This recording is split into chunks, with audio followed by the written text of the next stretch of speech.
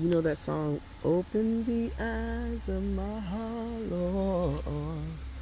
Open the eyes of my heart. I want to see you. Do you know what that means?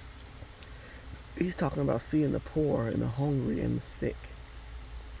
Because that's what he sees. And when you want your eyes open, you begin to see truth. When our eyes are closed, we live behind a lie. So when you sing that song and you still ain't changed, you really ain't singing that song. You ain't meaning it. You just singing it because it's words off your lips.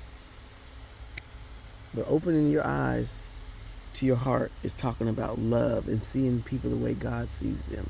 Seeing people in spite of their weaknesses, in spite of their shortcomings, and in spite of their smelling and looking like a bum and can't afford anything. I've had more people look at me crazy and judging me than anything. And the racism, man, the racism, you can cut it with a knife. I'm not going to stop talking about that either, because with love, there's no racism. But without love, there's so much racism. There was a couple that walked past me, didn't even speak. But the problem is, it's not that.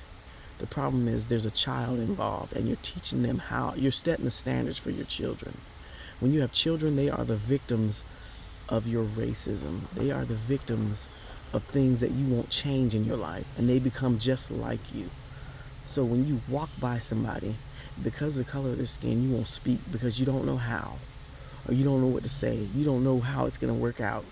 You got racism in you because we're humans first. We're God's children first. And if you can't understand how to speak to somebody because the color of their skin, there's something wrong with you. And you need to allow God to fix it. You need to allow God to fix it.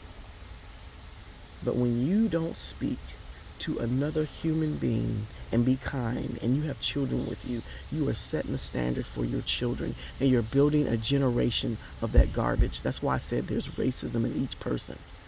Because each white person, there's racism, because you're setting the standards. Stop setting standards for your children. It's not fair.